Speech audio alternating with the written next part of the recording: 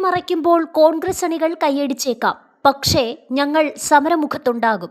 ജലപീരങ്കിയിൽ മലിനജലം ഉപയോഗിച്ചെന്ന് ചൂണ്ടിക്കാട്ടിയ പ്രതിപക്ഷ നേതാവ് പിണറായി വിജയനെ പരിഹസിച്ച രാഹുൽ മാങ്കൂട്ടത്തിനെതിരെ ബിഗ് ബോസ് താരം നാദിറ മെഹ്റിൻ. നിങ്ങളുടെ സമരകാലത്ത് ജലപീരങ്കി ഏറ്റപ്പോൾ അത് മലിനജലമായിരുന്നെങ്കിൽ അതിൽ നിന്നും ദുർഗന്ധം വമിക്കുന്ന മണമാണെന്നും ശരീരത്തിന് ദോഷമാണെന്നും എന്തുകൊണ്ട് നിങ്ങൾ മാധ്യമങ്ങളോടോ മന്ത്രിസഭയിലോ ചൂണ്ടിക്കാണിച്ചില്ലെന്ന് നാദിറ ചോദിക്കുന്നു. താൻ ചെയ്ത തെറ്റുകൾ മറച്ചുവെക്കാൻ ഒരവസരം കിട്ടുമ്പോൾ ഏതു വിഷയത്തിലും സോഷ്യൽ മീഡിയയിൽ ഇടതുപക്ഷത്തിനെതിരെ ഇറങ്ങിത്തിരിക്കുന്ന ആളാണ് രാഹുൽ എന്നും നാദിറ കുറ്റപ്പെടുത്തുന്നു. താങ്കൾ എല്ലാ കാലത്തും സമരം ചെയ്യുമ്പോൾ ഒരുപാട് മാധ്യമങ്ങളെ വിളിച്ചുകൂട്ടി മുന്നോട്ടു പോകുന്ന ഒരു നേതാവെന്ന കാര്യത്തിൽ ആർക്കും തർക്കമില്ലല്ലോ. ആ സമയത്ത് LDFനെ പറ്റി പറയാൻ കഴിയുന്ന ചെറിയ വിഷയത്തിൽ പോലും ഉടനെ മാധ്യമങ്ങളെ വിളിച്ച് സംസാരിക്കുന്നതും നമ്മൾ കണ്ടിട്ടുള്ളതാണ്.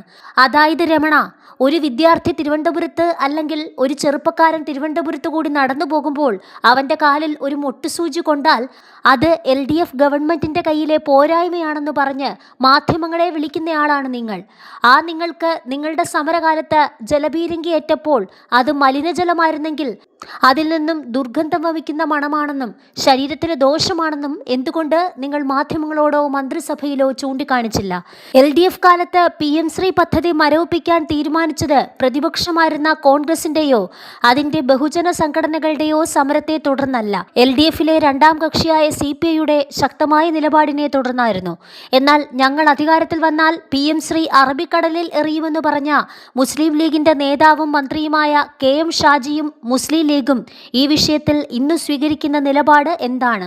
10 വർഷത്തിനു ശേഷമാണ് AISF AIYF സമരം ചെയ്യുന്നതെന്ന് പറയുന്ന രാഹുൽ മാങ്കൂട്ടത്തിനോട് ഒരു സംശയം ചോദിച്ചോട്ടെ.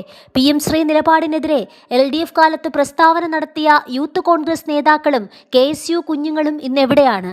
കൊടിമടക്കി തലയിണ കീഴിൽ ഭദ്രമായി വച്ചോ? നാദിറ കുറിച്ചു.